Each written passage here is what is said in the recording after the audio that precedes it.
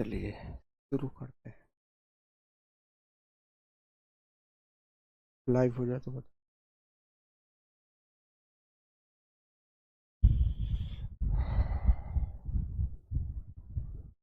Live है। हाँ live करो।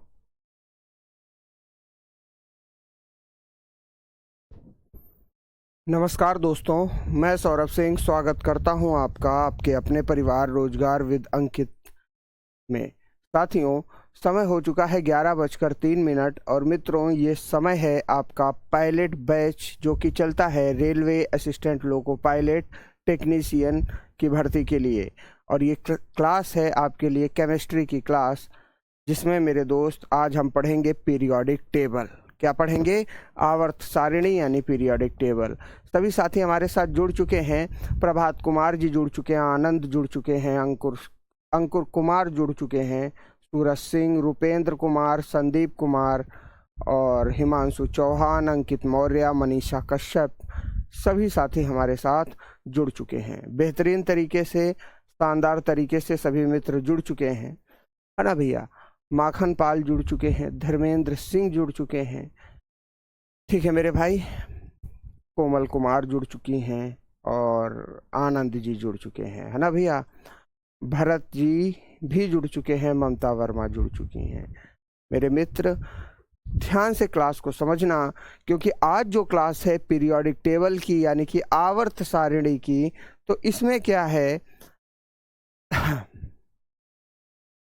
इसमें पीरियोडिक टेबल यानी कि आवर्त सारिणी में हम पढ़ेंगे कि कहाँ पर रिएक्टिविटी घटती है, एटॉमिक साइज का क्या प्रभाव होता है, क्या होता है पीरियोडिक टेबल आवर्त सारिणी, इसकी खोज पहले किसने की थी, वर्तमान में जो पीरियोडिक टेबल चल रही है ये किसने खोजा है, ठीक है मेरे भाई।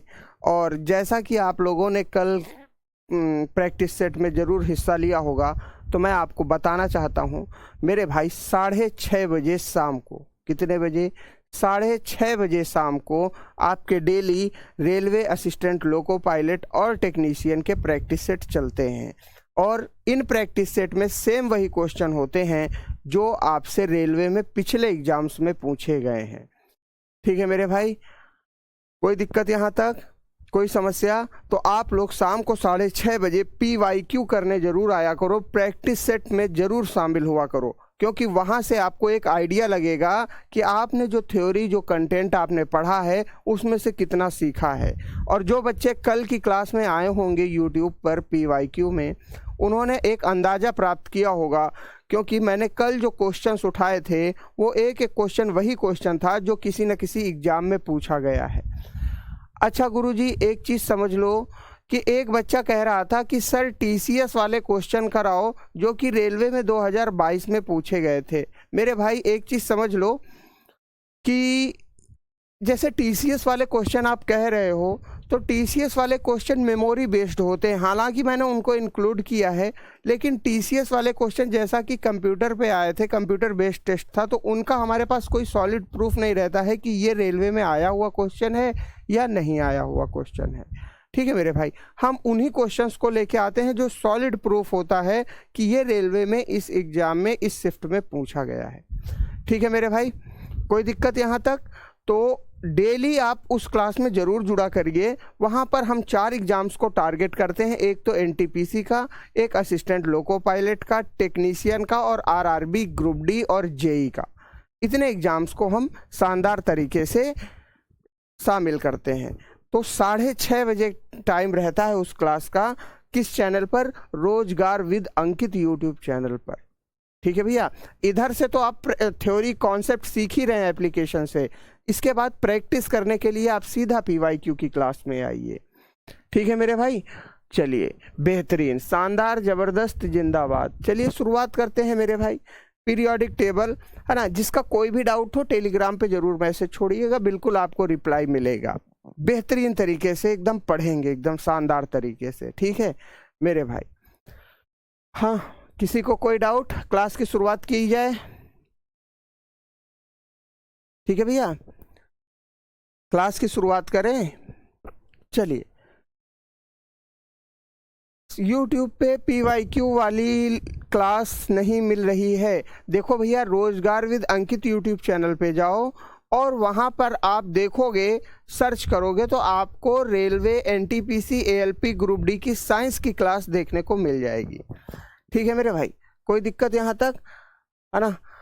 यहाँ तक क्लियर हो गया? चलिए, अच्छा, इलेक्ट्रिक सेल पढ़ना है मेरे भाई। किसी बच्चे को क्या करना है? इलेक्ट्रिक सेल पढ़ना है। देखो एक चीज़ समझ लो, जो जो टॉपिक हो चुके हैं और जिनमें आपका डाउट है, तो आप क्या करना, एक बार मेरे को टेलीग्राम पे मैसेज छोड़ देना। तो हम क्या करेंगे, संडे को उनकी एक एक्स्ट्रा क्लास लगा के आपके सारे टॉपिक कवर कर देंगे। ठीक है भैया, संडे को एक क्लास लगा लेंगे एक्स्ट्रा, उसमें जो जो आपके डाउट हैं उनको एक क्लास में कवर कर देंगे। ऐसे क्या होगा, इससे क्लास भी डिस्टर्ब नहीं होगी, जो सिलेबस रूटीन से हमारा चल रहा है वो भी चलता रहेगा और आपके डाउट्स भी क्लियर हो जाएंगे। ठीक है मेरे भाई, है ना? अनिल कुमार जी, आप केवल वहाँ पर सर्च कर लीजिए रोजगार विद अंकित यूट्यूब चैनल, है ना? रोजगार विद अंकित यूट्यूब चैनल पे जाओगे तो वहाँ पर आपको NTPC के प्रैक्टिस सेट ऑलरेडी स्टार्ट हुए हैं। कल शाम को 6:30 बजे क्लास हुई है, एक बार आप देख लीजिएगा, मिल जाएंगे आपको। ठीक, चलिए मेरे मित्र, अगर हम बात करें तो पीरियोडिक टेबल यानी कि आवर्त सारिणी, इसके बारे में समझने से पहले मेरे भाई एक चीज़ हम समझ लेते हैं कि वास्तविकता में पीरियोडिक टेबल है क्या। वास्तविकता में पीरियोडिक टेबल है क्या? देखो, पीरियोडिक टेबल बहुत ध्यान से सुनिएगा क्लास में। देखो, कल बच्चों ने जिन्होंने प्रैक्टिस सेट अटेम्प्ट किया था और जो डेली बेसिस पे क्लास लेते थे, उनके बहुत आसानी से क्वेश्चन बन रहे थे, बहुत बेहतरीन तरीके से क्वेश्चन बन रहे थे। ठीक है भैया, रानी सिंह, इलेक्ट्रिक सेल आज टॉपिक था। आज का टॉपिक पीरियोडिक टेबल है। इलेक्ट्रिक सेल की बात रही तो इलेक्ट्रिक सेल को हम इसके बाद कवर कर लेंगे, कोई दिक्कत नहीं है ना, अगर इशू आ रहा है तो। ठीक, क्योंकि आज का टॉपिक पीरियोडिक टेबल था तो मैंने पीरियोडिक टेबल से शुरुआत की है। इलेक्ट्रिक सेल अभी नेक्स्ट क्लास में कवर कर लेंगे। ठीक है भैया, आज आप इसको पढ़ लो, पीरियोडिक टेबल को, है ना? कोई दिक्कत यहाँ तक? नेक्स्ट क्लास इलेक्ट्रिक सेल की कर देंगे पूरी एकदम डिटेल से। चलिए, पीरियोडिक टेबल, आवर्त सारिणी। देखो, जो बच्चे डेली बहुत अच्छे से क्लास देखते हैं, बहुत बेहतरीन तरीके से पढ़ते हैं, उनके कल बहुत बेहतरीन क्वेश्चन सही हो रहे थे, सारे लगभग सही आंसर जा रहे थे। तो आप लोग भी क्लास को बहुत ध्यान से सुना करो, क्योंकि क्वेश्चन जो बनेंगे ना यहीं से बनेंगे, इससे बाहर कहीं से भी क्वेश्चन नहीं बनते हैं। कॉन्सेप्ट की क्लास है, कॉन्सेप्ट से ही क्वेश्चन जनरेट होता है। ठीक है मेरे भाई, है ना? और प्रैक्टिस सेट में आप इस बात से निश्चिंत रहिए, वही क्वेश्चन होंगे जो रेलवे में आए हुए हैं। एक्स्ट्रा क्वेश्चन मैंने कोई भी नहीं डाले कि कहीं से उठा के कोई भी क्वेश्चन प्लेस कर दिया। ठीक है मेरे भाई, तो इस चीज़ को थोड़ा सा ध्यान में रखिए। चलिए, यहाँ तक कोई दिक्कत? चलिए आगे बढ़ते हैं मेरे भाई। आवर्त सारिणी क्या थी? आवर्त सारिणी एक ऐसी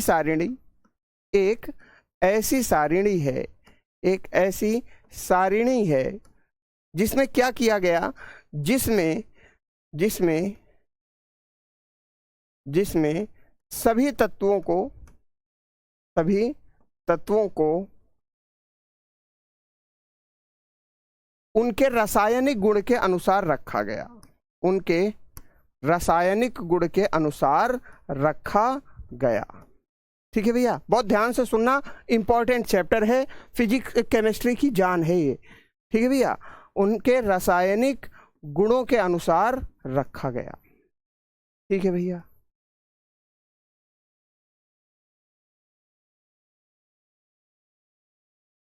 रखा गया, कोई समस्या नहीं यहाँ पर।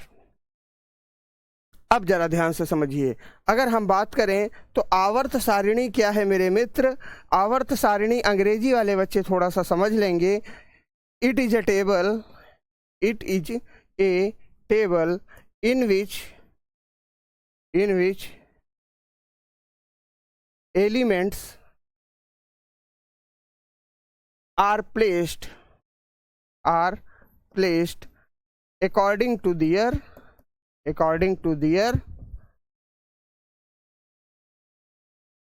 chemical properties। देखो मेरे भाई, क्या किया गया इसमें कि जो भी तत्व हैं, जैसे धातुएं हैं तो धातुओं को एक साथ रखा गया, अधातुएं हैं अधातुओं को एक साथ रखा गया, जो सेमीकंडक्टर्स हैं यानी कि उपधातु हैं, धातु अधातु दोनों का कार्य करते हैं, उनको एक साथ रखा गया। यानी कि जिस भी तत्व के जो भी रासायनिक गुण हैं उनको ध्यान में रखते हुए आवर्त सारिणी में सबको एक साथ रखा गया। अब जरा देखो आवर्त सारिणी के मेरे मित्र अगर हम बात करें तो इसकी सबसे पहली शुरुआत किसने की थी? इसकी सबसे पहली शुरुआत की थी मेंडलीफ ने। किसने की थी? सबसे पहली आवर्त सारिणी किसने बनाई? सबसे पहली आवर्त सारिणी किसने बनाई मेरे भाई? बहुत ध्यान से सुनिएगा, आवर्त सारिणी बनाई किसने? मेंडलीफ ने बनाई।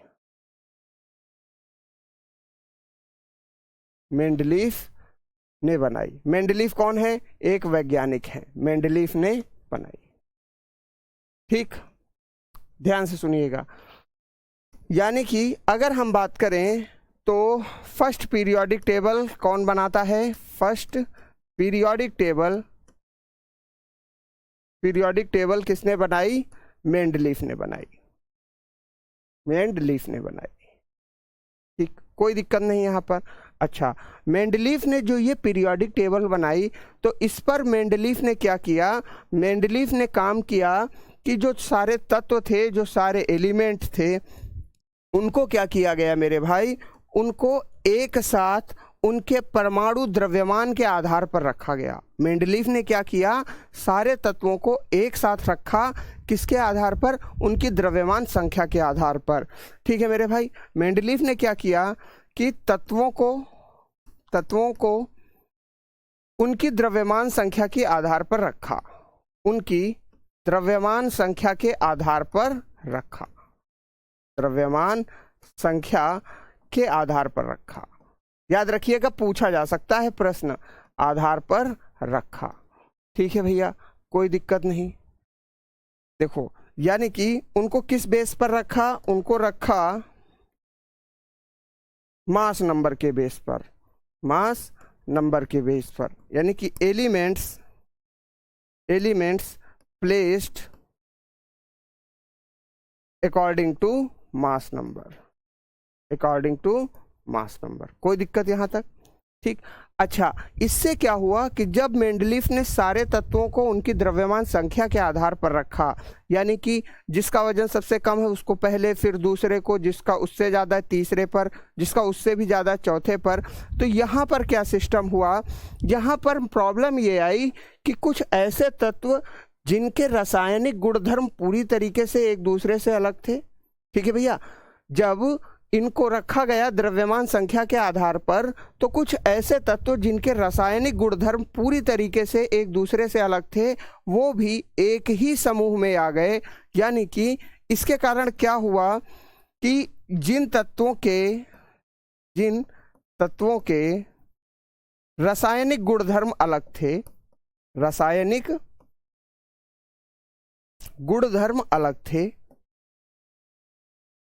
अलग थे, वो भी क्या हुए? वो भी एक ही सदस्य में, वो भी एक ही समूह में आ गए। ठीक, समूह में आ गए। यानी कि elements with different chemical properties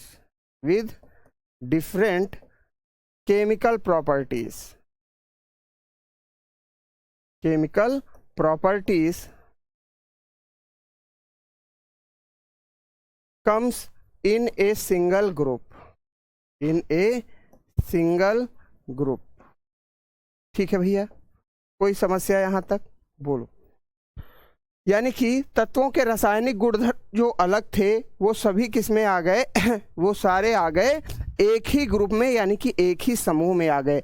अच्छा, ये चिंता का विषय बना। अब जरा सोचो कि क्या कोई धातु और अधातु दोनों एक ही ग्रुप में रह सकते हैं? संभव ही नहीं है। ठीक है भैया। जो धातु है, धातुओं का एक अलग ग्रुप होगा और अधातुओं का एक अलग ग्रुप होगा।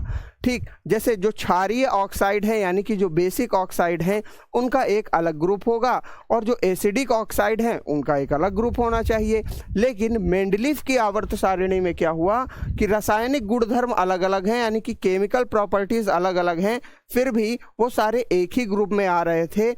इसका सबसे बड़ा कारण ये था कि इन्होंने सारा जो अरेंजमेंट किया वो मास नंबर के अकॉर्डिंग किया, ना कि एटॉमिक नंबर के अकॉर्डिंग।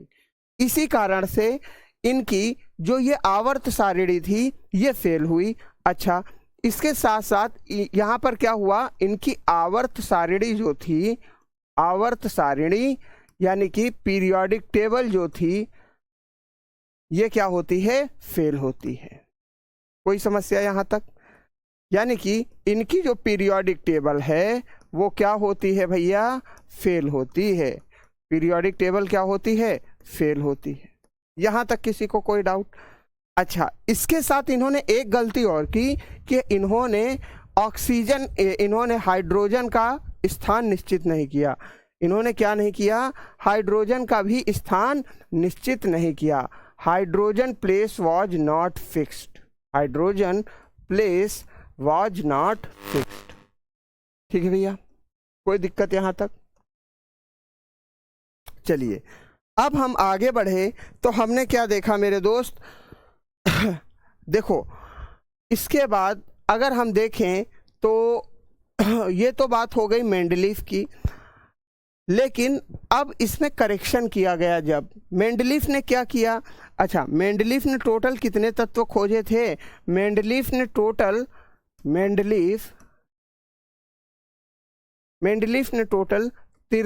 तत्व खोजे थे। कितने तत्व खोजे थे, 63 तत्व खोजे थे, अपने समय में खोजे थे। ठीक है भैया। अच्छा, अब जरा ध्यान से सुनना, आज के आधुनिक समय में कितने तत्व खोजे जा चुके हैं? आज के समय में 118 तत्व खोजे जा चुके हैं। आज के समय में 118 तत्व खोजे जा चुके हैं। ठीक है, ठीक, कोई समस्या यहाँ तक? खोजे जा चुके हैं, यहाँ तक किसी को कोई समस्या? ठीक है, चलिए। अच्छा, अब यहाँ से जब कॉन्सेप्ट बना, वीडियो रुक रही है क्या, देखना। ठीक है भैया, अब यहाँ से जब कॉन्सेप्ट बना तो इनकी जो थ्योरी थी इसको मॉडिफाई किया गया और इसको मॉडिफाई करने के बाद मेरे भाई एक वैज्ञानिक थे हेनरी मोज़ले,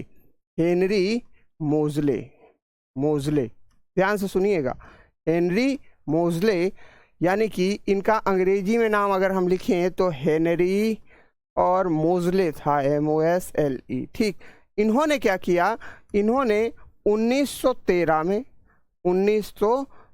में क्या किया, एक आधुनिक आवर्त सारिणी बनाई, आवर्त सारिणी बनाई।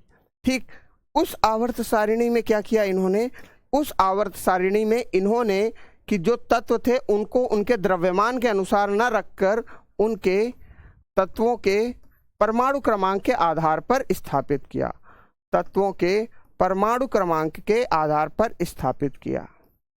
ठीक है मेरे भाई, परमाणु क्रमांक के आधार पर स्थापित किया, ठीक है भैया।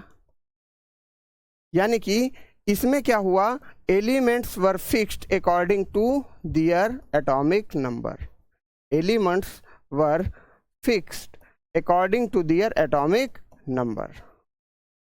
ठीक है भैया, कोई समस्या यहाँ तक?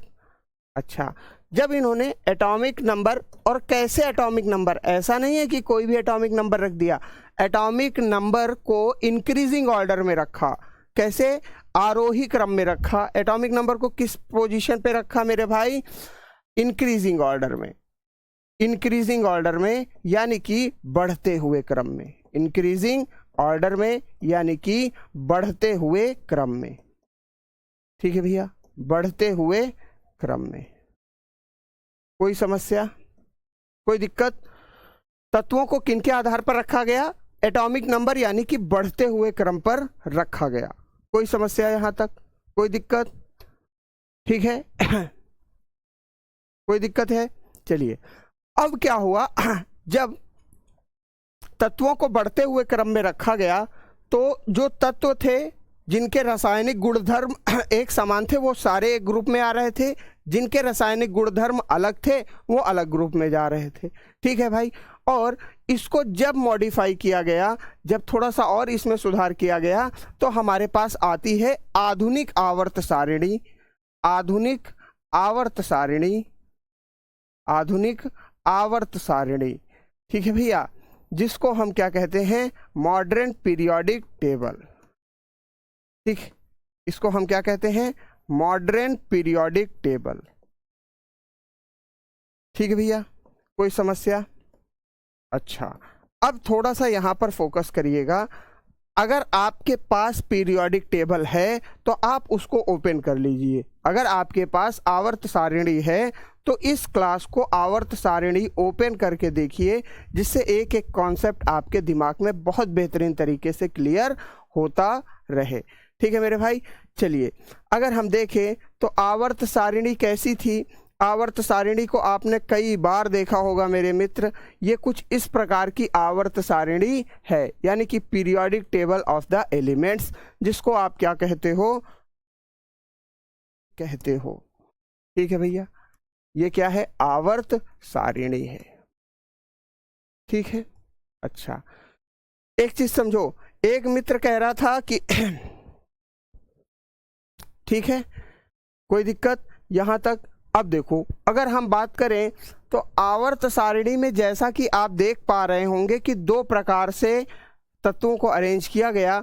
एक तो ये जो लंबे हिस्से दिख रहे हैं आपको, ये समूह कहलाते हैं। जैसे ये पहला समूह हो गया, ये मेरे मित्र दूसरा समूह हो गया, ये तीसरा समूह हो गया, ये चौथा समूह हो गया, और ऐसे करते करते हमारे पास कितने समूह हैं? 18 समूह हैं। ये 18वां समूह हो गया जिसमें हमारी अक्रिय गैसें विद्यमान है, जिसमें अक्रिय गैसें विद्यमान है। ये कौन सा समूह होगा मेरे भाई? 18 समूह होगा। ठीक, 18 समूह है, 1 2 3 4 फिर 5 6 7 8 9 10 11 12 करते हुए 18 समूह है। ठीक, इनको हम क्या कहेंगे? जो वर्टिकल है यानी कि ऊर्ध्वाधार है, ये क्या है? समूह है। ठीक है मेरे भाई, जो ऊर्ध्वाधार हैं, ऊर्ध्वाधार हैं यानी कि वर्टिकल हैं, इनको हम क्या कहेंगे? इनको क्या कहेंगे? ग्रुप्स कहेंगे। ठीक है बाबूजी, हाँ या ना? इनको क्या कहेंगे? ग्रुप्स कहेंगे। ठीक, अच्छा अब ध्यान से देखो मेरे मित्र, एक ये रो है, एक दूसरी, ये तीसरी, ये चौथी, ये पांचवी, ये छठी, ये सातवीं, यानी कि जो हॉरिजेंटल दिख रहा है आपको ये सिस्टम, अगर हम इसको देखें तो ये क्या है? एक क्षैतिज रूप है। ठीक है भैया, ये क्या है? क्षैतिज रूप है। ऊर्ध्वाधार क्या होगा? ये ऊपर से लेकर नीचे तक। ठीक, और जब हम दाएं से बाएं बढ़ेंगे तो क्षैतिज रूप में जाएंगे। तो ये जो क्षैतिज रूप है मेरे भाई, क्षैतिज रूप क्या कहलाएगा? आवर्त कहलाएगा। क्षैतिज रूप यानी कि क्षैतिज रूप हॉरिजेंटल जो होगा वो क्या कहलाएगा मेरे दोस्त? हॉरिजेंटल जो होगा ये रोज कहलाएंगी, यानी कि आवर्त कहलाएंगी। एक एक चीज को बहुत ध्यान से सुनना। ठीक, आवर्त कहलाएंगी, कोई दिक्कत नहीं। अब जरा ध्यान से सुनिए कि यहाँ पर किस समूह में कौन सा ब्लॉक रखा गया है, किस ब्लॉक में कौन सा समूह आता है। ध्यान से देखो, अगर हम बात करें तो ये जो पहले के दो हिस्से दिख रहे हैं, हाइड्रोजन और बेरिलियम वाले, hydrogen, lithium, sodium, potassium, rubidium, caesium और फ्रांसियम, ये पहला समूह हो गया। दूसरा समूह क्या हुआ? Barium, magnesium, calcium, strontium, barium और रेडियम। इन दोनों को हमने क्या कहा मित्र? इन दोनों को हमने कहा एस ब्लॉक। क्या कहा? एस ब्लॉक, यानी कि जो आवर्त सारिणी में सबसे बाईं तरफ है वो ब्लॉक कौन सा कहलाएगा? एस ब्लॉक कहलाएगा। ठीक है मेरे भाई, एस ब्लॉक कहलाएगा। देखो मैं लिख देता हूं आगे, समूह समूह समूह 1 एवं 2, 1 एवं 2 को क्या कहा गया? एस ब्लॉक कहा गया। क्या कहा गया मेरे भाई? एस ब्लॉक कहा गया। ठीक है भैया, एस ब्लॉक। देखो ध्यान से समझो, यानी कि समूह क्या हो गया, ग्रुप हो गया। अंग्रेजी वाले भी समझ लें, ग्रुप 1 एंड 2 को क्या कहा गया, एस ब्लॉक कहा गया। कोई दिक्कत यहाँ तक? ठीक, ध्यान से देखिए, 1 और 2 को क्या कहा हमने, एस ब्लॉक कहा। ठीक गुरुजी, इसको याद कैसे करें? देखो मेरे भाई देखो योगेश मेरे दोस्त, पहली चीज तो इसको याद करना ही नहीं है। याद करोगे तो कभी याद नहीं कर पाओगे, स्वाभाविक सी बात है, माइंड की एक कैपेसिटी है ना, और रटने का कोई मतलब नहीं है। एक भी परमाणु भार ऊपर नीचे हो गया दिक्कत हो जाएगी। इसको क्या करो, जब भी आप केमिस्ट्री पढ़ने बैठो हमेशा अपने साथ में रखो। जब बार बार देखोगे ना तो अपने आप जो इंपॉर्टेंट एलिमेंट्स हैं उनके एटॉमिक नंबर और एटॉमिक मास अपने आप माइंड में याद हो जाएंगे। ठीक है भैया, याद रटो मत पीरियोडिक टेबल को। ठीक है भैया, यहाँ तक क्लियर हो गया। चलिए आगे बढ़ते हैं। ये दोनों ग्रुप क्या कहलाएंगे, एस ग्रुप कहलाएंगे। ठीक, यहाँ तक कोई समस्या?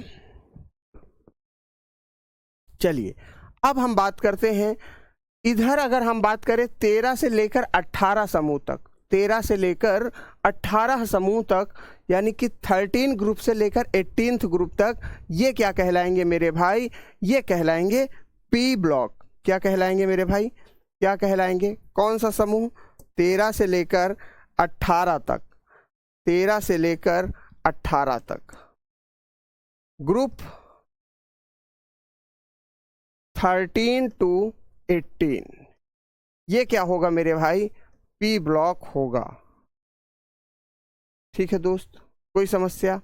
यानी कि समूह 13 से लेकर 18 तक, 13 से लेकर 18 तक पी ब्लॉक होगा। ठीक, अच्छा गुरुजी, अब जरा यहाँ पे ध्यान से देखो। अब भैया ये वाले का भी नामकरण हो गया, ये वाले का भी क्लियर हो गया। अब बीच में आता है मेरे भाई 3 से लेकर 12 तक, 3 से लेकर 12 तक, यानी कि ये वाला सीन।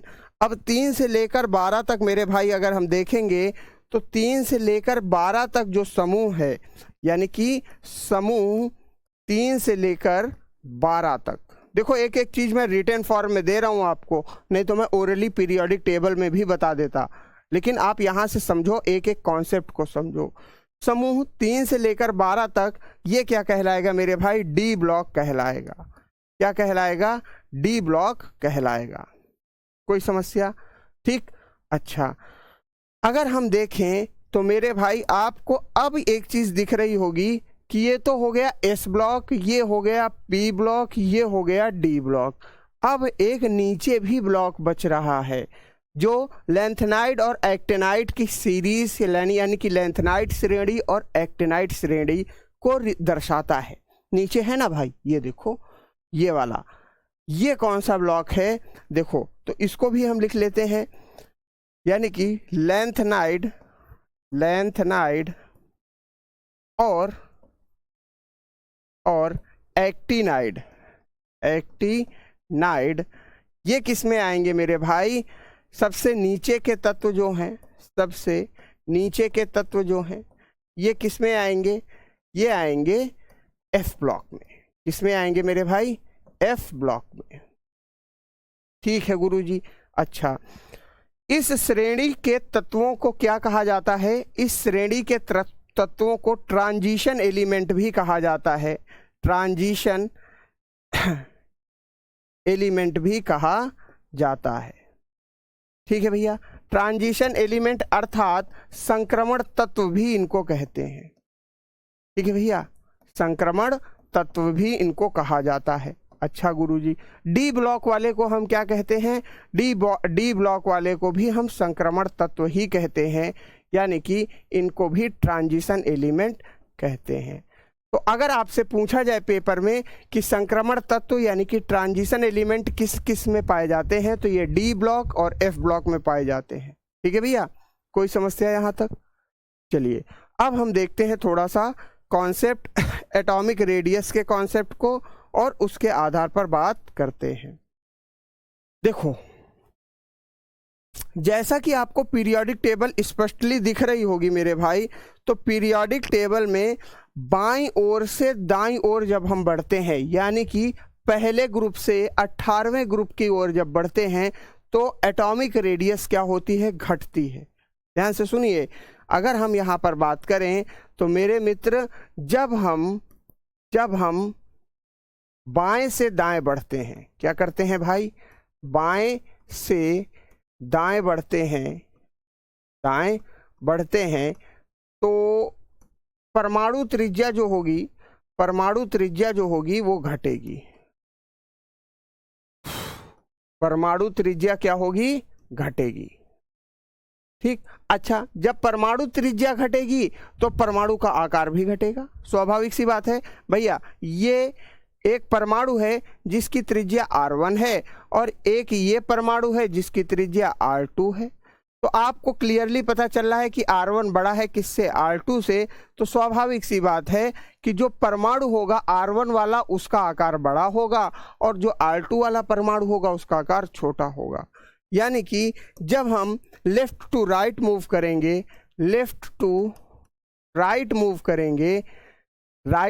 करेंगे तो एटॉमिक रेडियस क्या होगी, डिक्रीज होगी। एटॉमिक रेडियस क्या होगी, डिक्रीज होगी। ठीक है भैया, घटेगी एटॉमिक रेडियस। कोई समस्या यहां तक, बोलो, यहां तक कोई समस्या किसी को?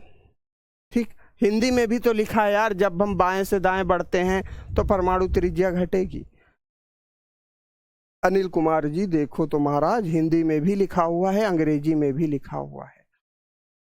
हाँ सर जी, एस ब्लॉक और पी ब्लॉक भी बता दीजिए। देखिए, अगर हम बात करें, देखो एस ब्लॉक और पी ब्लॉक को क्या कहते हैं। देखो, एस ब्लॉक में होते हैं धातु यानी कि मेटल्स होते हैं, और पी ब्लॉक में होते हैं अधातु यानी कि नॉन मेटल्स होते हैं। ठीक है मेरे भाई, तो एस ब्लॉक और पी ब्लॉक को हम धातु और अधातु के नाम से जानते हैं, यानी कि जिन मेटल्स और नॉन मेटल्स के बेस पर हम इनको जानते हैं। ठीक है भैया, यहाँ तक कोई दिक्कत? ठीक, दूसरा कॉन्सेप्ट क्या कहता है? दूसरा कॉन्सेप्ट मेरे भाई ये कहता है, देखो बाएं से दाएं बढ़ने पर परमाणु त्रिज्या क्या होगी, घटेगी। ठीक, अब आता है हाइड्रोजन। हाइड्रोजन का साइज क्या होता है? अगर हम देखें तो हाइड्रोजन का मेरे मित्र साइज कई बार पेपर में पूछा गया है ना, कई बार हाइड्रोजन का साइज पूछा गया है। हाइड्रोजन का आकार क्या होता है? देखो, अगर हम हाइड्रोजन के आकार के बारे में बात करें तो हाइड्रोजन का आकार होता है मेरे दोस्त 37 पिकोमीटर। कितना होता है? 37 पिकोमीटर। अच्छा गुरुजी, 37 पिकोमीटर का मतलब क्या हुआ? देखो, नैनोमीटर में 10⁹ चलती है माइनस की, और अगर हम एंगस्ट्रॉम की बात करें तो उसमें घात चलती है 10⁻⁻10। अगर हम पिकोमीटर की बात करें तो मेरे मित्र यहाँ पर घात चलेगी 37 × 10⁻12 मीटर। ये क्या है? ये हाइड्रोजन के एक परमाणु का आकार है। ये हाइड्रोजन के एक परमाणु का आकार है कितना? 37 × 10⁻12। ठीक है भैया। रामनिवास बघेल जी कह रहे हैं एफ ब्लॉक को दोबारा बता दो। रामनिवास बघेल जी, एफ ब्लॉक जो है ये लैंथेनाइड और एक्टिनाइड सीरीज हैं और इसको एफ ब्लॉक के नाम से जाना जाता है। एफ ब्लॉक सबसे नीचे पाए जाते हैं, जिसमें लैंथियम, सेरेनियम, पैरासोडियम, नियोडियम, प्रोमेथियम आदि तत्व पाए जाते हैं। ठीक है भैया। विपिन कुमार कह रहे हैं ट्रिक भी बताओ। सबसे बड़ी ट्रिक मैं आपको ईमानदारी से बता रहा हूं कि आप जब भी केमिस्ट्री पढ़ने बैठो, हमेशा पीरियोडिक टेबल साथ में लेकर बैठो, तो जो भी तत्व होंगे उनके सारे परमाणु भार और सारे परमाणु क्रमांक, दोनों चीजें आपको क्लियर हो जाएगी। ठीक है मेरे भाई, इस चीज को विशेष ध्यान रखो। अगर आप याद करने के चक्कर में पड़ोगे मेरे भाई, ये कक्षा 10 का एग्जाम नहीं है जो आप याद कर लोगे तो नंबर मिल जाएंगे। नहीं, ऐसा कुछ नहीं है, याद करने की ज़रूरत ही नहीं है। आप स्वाभाविक से सोचो यार, 118 तत्व हैं, 118 तत्व में आप कितनों के एटॉमिक द्रव्यमान याद रखोगे? सीधी सी बात है। जब आप इसको रखोगे सामने, कोई रिएक्शन आ रही है, कोई अभिक्रिया आ रही है, तो उसमें देखा हाँ भैया इसका परमाणु भार इतना है। जब बार बार आप देखोगे ना तो वो सारी चीज़ें अपने आप माइंड में फीड हो जाएंगी। ठीक है भैया, कोई समस्या? यहाँ तक दिक्कत हो गई? क्लियर हो गया? ठीक, चलिए। अच्छा, अब देखो, अच्छा, एक मित्र पूछ रहे हैं सर संक्रमण एलिमेंट क्या होता है। देखो, संक्रमण एलिमेंट, ट्रांजिशन एलिमेंट के बारे में अभी हम आगे आने वाले चैप्टर में पढ़ेंगे, जिसका नाम है मेटल्स एंड नॉन मेटल्स, यानी कि धातु और अधातु। वहाँ पे बहुत विस्तार से पढ़ेंगे कि इलेक्ट्रॉन में इनमें क्या कॉन्फ़िगरेशन होता है, क्या अभिविन्यास होता है, किस कारण ये संक्रमण तत्व कहे जाते हैं। ठीक है मेरे भाई, थोड़ा सा धैर्य तो रखो, बहुत सारी चीज़ें अभी बाकी हैं। ठीक है मेरे भैया, यहाँ क्लियर हो गया। अच्छा, अब मेरे मित्र अगर आप यहाँ पर देखोगे तो यहाँ पर बात होगी धात्विक और अधात्विक गुणों के बारे में। देखो, यहाँ पर मैंने आपको ऑलरेडी बताया है कि बाएं साइड में एस ब्लॉक में जो है ये सारे कौन से धातु हैं, ये सारे धातु हैं, मेटल्स हैं। लिथियम भी धातु है, सोडियम भी धातु है, पोटेशियम भी धातु है, इधर बेरिलियम भी धातु है, मैग्नीशियम, कैल्शियम, ये सारी क्या हैं, धातुएं हैं। तो अगर हम मेरे मित्र देखें तो एक पॉइंट को जरा सा ध्यान रखिएगा कि जब हम बाएं से दाएं बढ़ते हैं, क्या बढ़ते हैं, जब बाएं से दाएं बढ़ते हैं, बाएं से दाएं बढ़ते हैं, दाएं बढ़ते हैं, तो आध्यात्मिक गुण जो होता है वो ज़्यादा बढ़ता है। तो आध्यात्मिक गुण, आध्यात्मिक गुण, आध्यात्मिक गुण बढ़ता है। ठीक है भैया, बिल्कुल गुरुजी, कॉन्सेप्ट समझ में आ रहा होगा। यानी कि अगर हम बात करें तो इसको ध्यान से समझेंगे, क्या होगा मेरे भाई, यानी कि लेफ्ट टू राइट जब हम बढ़ते हैं, लेफ्ट टू राइट बढ़ते हैं, तो क्या होता है, मेटेलिक कैरेक्टर जो होगा, मेटेलिक कैरेक्टर जो होगा, मेटेलिक कैरेक्टर जो होगा मेरे भाई, ये डिक्रीज करेगा। ठीक है भैया, और non metallic character and non metallic character क्या होगा, बढ़ेगा। इसका रीजन क्या है, कोई बता सकता है? नॉन मेटेलिक कैरेक्टर क्या होगा, बढ़ेगा। इसका रीजन आप में से जो बता देगा उसको 10 रुपए का इनाम मेरी तरफ से। ठीक है भैया, 10 रुपए का इनाम है। ऐसा क्यों हो रहा है जरा बताओ। जब हम बाएं से दाएं बढ़ेंगे तो आध्यात्मिक गुण बढ़ेगा, यानी कि नॉन मेटेलिक कैरेक्टर क्या होगा, इंक्रीज होगा, इंक्रीज होगा, और मेटेलिक कैरेक्टर डिक्रीज होगा। ऐसा हो क्यों रहा है, जरा आप बताइए कमेंट करके, जो भी छात्र बताए क्यों ऐसा हो रहा है कि नॉन मेटेलिक कैरेक्टर बढ़ रहा है जब हम लेफ्ट टू राइट जा रहे हैं और मेटेलिक कैरेक्टर डिक्रीज हो रहा है। ऐसा रीजन क्यों हो रहा है, जरा सोचो, आप बोलो, जल्दी बताओ, ऐसा क्यों हो रहा है। देखो, नहीं मालूम सर जी, देखो ध्यान से समझो क्यों हो रहा है ऐसा, है ना, कारण समझो। विज्ञान में अगर कोई चीज़ रटनी पड़े तो क्या मतलब है विज्ञान पढ़ने का। ठीक है मेरे भाई, विज्ञान में अगर कोई चीज़ रटनी पड़े तो विज्ञान पढ़ने का कोई मतलब ही नहीं।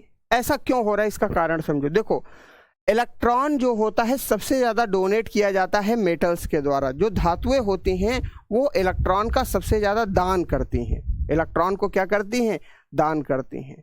जैसे मैंने आपको बताया था सोडियम का एटॉमिक नंबर कितना था, 19 था, तो एक इलेक्ट्रॉन सोडियम बहुत जल्दी डोनेट करता है स्टेबल होने के लिए। ठीक है मेरे भाई, ठीक, जो धातुएं हैं वो इलेक्ट्रॉन को डोनेट करती हैं, ठीक, और अधातुएं जो होती हैं, जो नॉन मेटल्स होते हैं, वो इलेक्ट्रॉन को उधार लेते हैं, यानी कि नॉन मेटल्स क्या होंगे, इलेक्ट्रॉन को क्या लेंगे मेरे भाई, उधार लेंगे, यानी कि एक्सेप्ट करेंगे। ठीक, तो अगर हम यहाँ पर देखेंगे कि धातुएं जो हैं वो इलेक्ट्रॉन डोनेट करें, यानी कि जैसे जैसे इलेक्ट्रॉन एक्सेप्टर यानी कि इलेक्ट्रॉन को लेने वालों की संख्या बढ़ेगी, वैसे वैसे आध्यात्मिक गुण भी बढ़ेगा।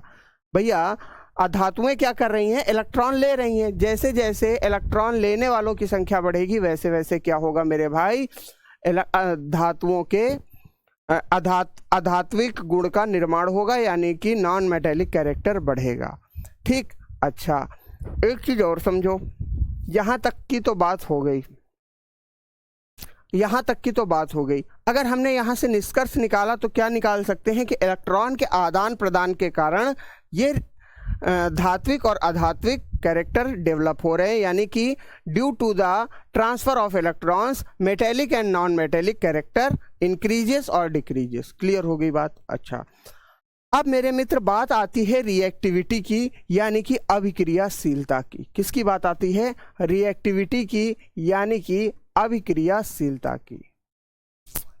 ठीक है भैया, अभिक्रियाशीलता की बात आती है। देखो यहां पर एक चीज को समझना, अगर हम ऊपर से नीचे की ओर आते हैं, कहां से? Top to bottom, top to bottom. ठीक है भैया, ऊपर से नीचे की ओर आ रहे हैं, कहां पे? आवर्त सारिणी में ऊपर से नीचे की ओर आ रहे हैं, तब अभिक्रिया यहां पर क्या होगी? तो अभिक्रिया घटेगी। क्या होगी मेरे भाई? अभिक्रिया घटेगी। ठीक है भैया, कोई समस्या? अभिक्रिया घटेगी, यानी कि रिएक्टिविटी जो होगी वो घटेगी, रिएक्टिविटी डिक्रीज होगी। ठीक है गुरुजी, कोई समस्या नहीं हमको। ठीक, अच्छा और जब हम लेफ्ट टू राइट जाएंगे, यानी कि दाएं से बाएं जाएंगे, लेफ्ट टू राइट जाएंगे, लेफ्ट टू राइट जाएंगे, तो हमारी अभिक्रिया यानी कि हमारी रिएक्टिविटी क्या होगी? ये फिर भी घटेगी, रिएक्टिविटी घटेगी। ठीक है भैया, कोई समस्या?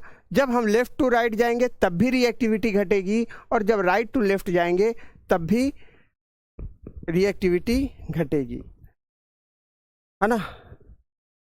धीरज कटारिया जी कह रहे हैं गुरुजी थोड़ा धीरे चलो। बहुत धीरे चल रहे हैं मेरे भाई, बहुत धीरे है ये।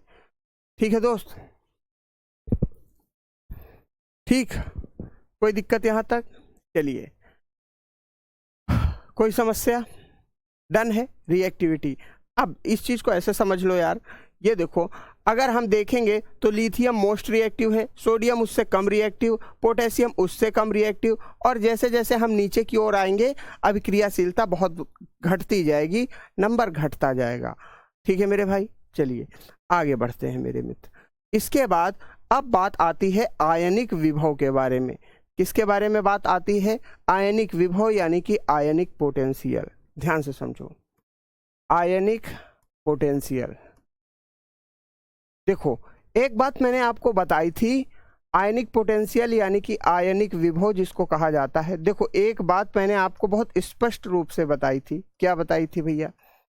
बात ये थी कुछ, अगर आप ध्यान से समझोगे तो कोई भी परमाणु है उसके ऊपर आयंस होते हैं, आयंस यानी कि जो पॉजिटिव और निगेटिव चार्ज होते हैं। ठीक, अच्छा, ये आयन जो होते हैं इनमें जो ट्रांसफर की क्षमता होती है, स्थानांतरण की जो क्षमता होती है, या चार्जिंग की, नीचे से ऊपर जाओगे तो अभिक्रिया बढ़ेगी, बिल्कुल। ऊपर से नीचे जाओगे तो अभिक्रिया घटेगी भैया, ऊपर से नीचे जाओगे तो अभिक्रिया घटेगी, नीचे से ऊपर जाओगे तो बढ़ेगी, स्वाभाविक सी बात। ठीक है, ठीक। आयनिक विभव यानी कि जो परमाणु के ऊपर आयन होते हैं उनका जो विभव होता है, विभव आपने पढ़ा होगा फिजिक्स में, पोटेंशियल यानी कि कार्य करने की क्षमता, ठीक है, बटे आवेश, कार्य करने की क्षमता बटे आवेश क्या कहलाता है? विभव कहलाता है। तो अगर हम आयनिक विभव के बारे में बात करें तो आयन के कार्य करने की क्षमता बटे आवेश क्या कहलाएगा? आयनिक विभव कहलाएगा। क्या कहेगा? आयन के कार्य करने की क्षमता, आयन, ध्यान से समझो, आयन के कार्य करने की क्षमता, कार्य की क्षमता बटे आवेश, बटे भैया आवेश। ठीक, ये क्या कहलाएगा? आयनिक विभव कहलाएगा। ठीक है गुरुजी, कोई समस्या नहीं। अच्छा, एक चीज और समझो, अगर हम बात करें तो ये आयनिक विभव जो होगा मेरे भाई, आयनिक विभव जो होगा ये क्या होगा मेरे भाई? जैसे जैसे हम लेफ्ट टू राइट जाएंगे, आयनिक विभव जो होगा ये जब हम बाएं से दाएं ओर चलेंगे, यानी कि left to right, left to right जब हम बढ़ेंगे तो मेरे मित्र आयनिक विभव क्या होगा? आयनिक पोटेंशियल जो होगा ये क्या होगा? बढ़ेगा। आयनिक पोटेंशियल यानी कि आयनिक विभव जो होगा ये क्या होगा? बढ़ेगा मेरे मित्र। आयनिक विभव क्या होगा? बढ़ेगा।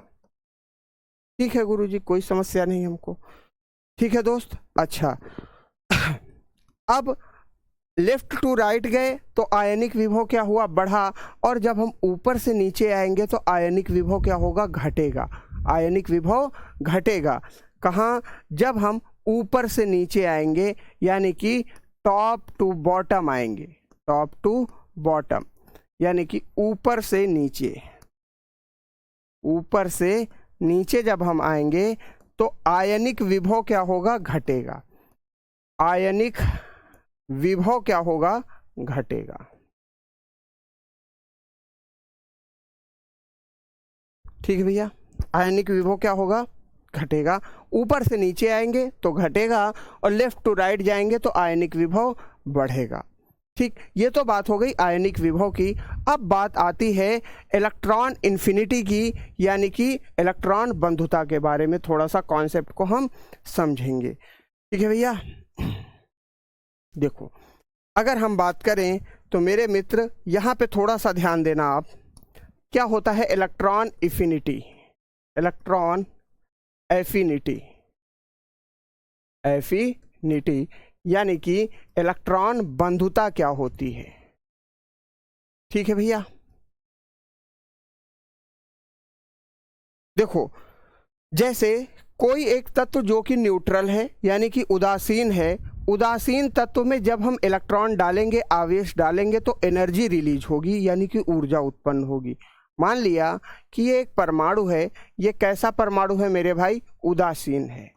ठीक, अब जब हमने इसमें क्या किया, इलेक्ट्रॉन रखा यानी कि इलेक्ट्रॉन डाला, तो इसमें क्या उत्पन्न होगी, ऊर्जा उत्पन्न होगी, यानी कि एनर्जी उत्पन्न होगी। तो इसी को हम क्या कहेंगे, इसी को हम क्या कहेंगे, इलेक्ट्रॉन बंधुता कहेंगे। ठीक है, ध्यान से समझिए। अगर मैं लिखूं तो उदासीन तत्व में, उदासीन तत्व में इलेक्ट्रॉन डालने पर उत्पन्न ऊर्जा जो होगी मेरे भाई, उत्पन्न ऊर्जा जो होगी उसे हम क्या कहेंगे, इलेक्ट्रॉन बंधुता कहेंगे। ठीक है भैया, इलेक्ट्रॉन बंधुता कहेंगे।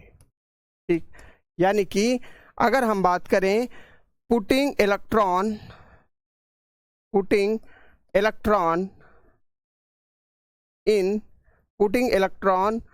In neutral atom releases energy, तो इसे हम क्या कहेंगे, इलेक्ट्रॉन एफिनिटी कहेंगे, इलेक्ट्रॉन एफिनिटी कहेंगे। ठीक है भैया। अच्छा गुरुजी, इसका कॉन्सेप्ट क्या है, इसका सिस्टम क्या है, देखो ध्यान से सुनना इसको। अगर हम बात करें तो इलेक्ट्रॉन एफिनिटी बाएं से दाएं चलने पर, यानी कि जब हम कहाँ करेंगे, लेफ्ट टू राइट चलेंगे, लेफ्ट टू राइट चलेंगे, यानी कि बाएं से दाएं जब चलेंगे,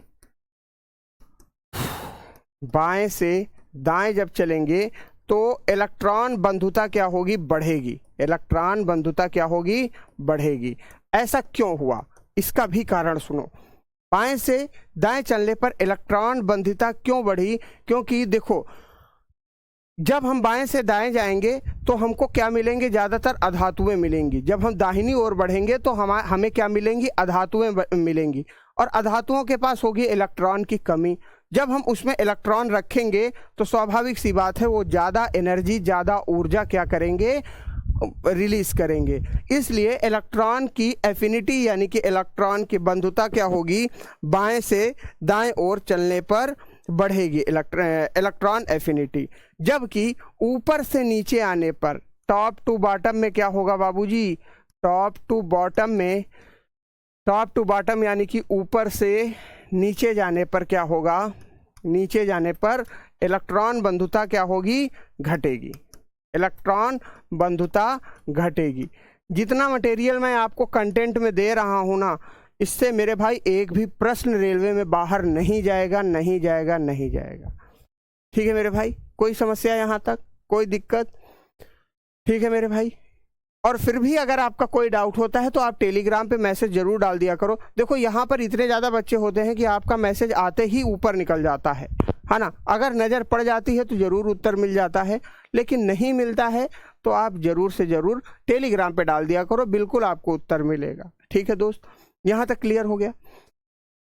चलिए, इलेक्ट्रॉन एफिनिटी के बाद में अब हम थोड़ी सी बात कर लेते हैं ऑक्साइड्स के बारे में, यानी कि नेचर ऑफ ऑक्साइड्स की बारे में बात करेंगे। ठीक है भैया, नेचर ऑफ ऑक्साइड्स। देखो भाई, ऑक्साइड्स क्या होती हैं? ऑक्साइड यानी कि ऑक्साइड की प्रकृति। अब मेरे भैया एक चीज जानते ही होगे तुम, ऑक्साइड की प्रकृति। ठीक है भाई, ऑक्साइड की प्रकृति, ऑक्साइड बनती कैसे? सबसे पहला कॉन्सेप्ट तो ये आता है हमारे सामने कि ऑक्साइड बाबूजी बनती कैसे है। किसी भी धातु या अधातु के साथ, कोई भी, चाहे वो धातु हो चाहे अधातु हो, जब ऑक्सीजन उसके साथ रिएक्ट करेगा, यानी कि किसी भी तत्व के साथ, किसी भी तत्व चाहे वो क्या हो, चाहे धातु हो, चाहे धातु हो या अधातु हो। ठीक है भाई, इसके साथ जब ऑक्सीजन यानी कि ऑक्सीजन अभिक्रिया करेगा, ऑक्सीजन क्या करेगा? अभिक्रिया करेगा तो ऑक्साइड बनाएगा। ठीक है गुरुजी, अभिक्रिया करेगा तो क्या बनाएगा? ऑक्साइड बनाएगा। कोई दिक्कत नहीं है, कोई दिक्कत नहीं है गुरुजी। अब इनकी प्रकृति क्या होगी, बस इसको समझ लो, चैप्टर हमारा कंप्लीट होगा। ठीक है भैया, द्रव्यमान संख्या में क्या होता है? अटल कुमार पटवा पूछ रहे हैं। द्रव्यमान संख्या में मेरे भाई एक चीज याद रखो, प्रोटॉन और न्यूट्रॉन दोनों की संख्याओं का योग जो होता है वो द्रव्यमान संख्या कहलाती है। इससे पहले मैंने ये आपको पढ़ाया हुआ है। ठीक है भैया, कोई समस्या? एग्जाम में कैसे सवाल पूछे जाएंगे सर जी? अमित जी पूछ रहे हैं, तो मेरे भाई उसी के लिए PYQ आएगा शाम को 6:30 बजे, रोज होता है। वहां पर आपको पता चल जाएगा कि कैसे क्वेश्चन आपसे पूछते हैं। तो PYQ की क्लास में रोजगार विद अंकित यूट्यूब चैनल जरूर आना अमित जी, वहां पे क्वेश्चन ही क्वेश्चन कराए जाएंगे, वहां पे मैं कॉन्सेप्ट नहीं पढ़ाता। ठीक है भैया, चलिए, यानी कि अगर मैं यहाँ पर लिखूं तो इंग्लिश वाले बच्चों के लिए क्या लिखूंगा? Oxygen reacts with metals or non-metals, metals and non-metal to form oxide, ठीक है भैया। अच्छा, जो मेटेलिक ऑक्साइड्स होंगी, यानी कि जो धातुओं की ऑक्साइड होंगी, ध्यान से सुनिएगा मेरे भाई, जो मेटेलिक ऑक्साइड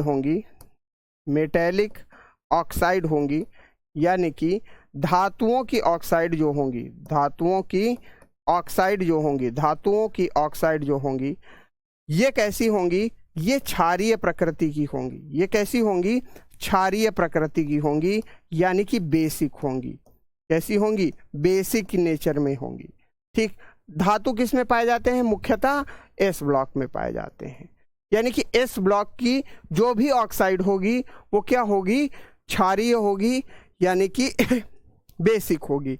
एग्जाम्पल के लिए अगर हम बात करें तो उदाहरण हम लिख सकते हैं Na2O और कैल्शियम ऑक्साइड एटसेट्रा। ठीक है भैया, सोडियम ऑक्साइड, कैल्शियम ऑक्साइड, इन सारी किस प्रकार की धातु होंगी? क्षारीय होंगी। ठीक है भैया। अच्छा, अब देखिए नॉन मेटेलिक, यानी कि नॉन मेटेलिक ऑक्साइड्स जो होंगी,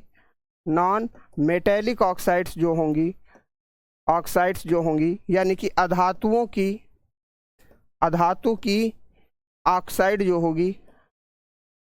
ऑक्साइड जो होगी मेरे मित्र, वो कैसी होगी? अम्लीय होगी, यानी कि एसिडिक होगी। ठीक है मेरे भाई, यानी कि अगर हम बात करें तो P ब्लॉक की जो होगी धातुएं, ये कैसी होंगी? अम्लीय होंगी। एग्जाम्पल अगर हम बात करें B2O3, कार्बन डाइऑक्साइड को आप ले लो, एटसेट्रा। ठीक है भैया, जो अधातु होंगे उनकी क्षारीय क्या होगी? उनकी ऑक्साइड अम्लीय होंगी, एसिडिक होंगी। अच्छा गुरुजी, अब बात आ गई P ब्लॉक, S और P ब्लॉक के बारे में तो बात हो गई। D और F ब्लॉक का क्या सीन है? तो देखो मेरे भाई, अगर तो D ब्लॉक की जो भी ऑक्साइड होंगी, D ब्लॉक की ऑक्साइड क्या होंगी मेरे भाई? ऑक्साइड। ये क्या होंगी? एम्फोटेरिक होंगी। एम्फोटेरिक होंगी, अर्थात एम्फोटेरिक का मतलब क्या होंगे? ये एसिडिक के साथ साथ बेसिक भी होंगी। कुछ एसिडिक होंगी और कुछ बेसिक होंगी, यानी कि कुछ अम्लीय होंगी और कुछ क्षारीय होंगी। कुछ अम्लीय होंगी और कुछ क्षारीय होंगी। ठीक है भैया, दोनों प्रकार की होंगी। कौन सी? डी ब्लॉक वाली। यहां तक कॉन्सेप्ट क्लियर हो गया? ठीक है भैया, यहां तक कॉन्सेप्ट होता है आपका क्लियर, और यहाँ पर हम टॉपिक को कंप्लीट करेंगे आपके लेवल पर। यहाँ पर समाप्त होता है ये टॉपिक। ठीक है भैया, यहाँ पर टॉपिक कंप्लीट होता है, और कल हम पढ़ेंगे एसिड, बेसेस एंड सॉल्ट। आपके 2 या 3 चैप्टर बचे हुए हैं बस, एसिड, बेसेस एंड सॉल्ट, यानी कि अम्ल, क्षार और नमक पढ़ेंगे। कल क्या पढ़ेंगे? अम्ल, क्षार और नमक। ठीक है भैया, कोई समस्या? कल इस टॉपिक को हम पढ़ेंगे। पीरियोडिक टेबल को एक बार बहुत अच्छे से पढ़ के आइएगा, क्योंकि यहाँ पर क्वेश्चन बहुत बेहतरीन लेवल के बनते हैं। अच्छा, आज आपको क्या करना है? 6:30 बजे साइंस का प्रैक्टिस सेट चलेगा। किसका प्रैक्टिस सेट चलेगा बाबूजी? साइंस का प्रैक्टिस सेट चलेगा। किसके लिए? रेलवे के लिए प्रैक्टिस सेट चलेगा। कहाँ पर? कहाँ पर चलेगा? रोजगार विद अंकित यूट्यूब चैनल पर। लिख के दे दिया मैंने, अब इससे ज़्यादा और क्या लोगे?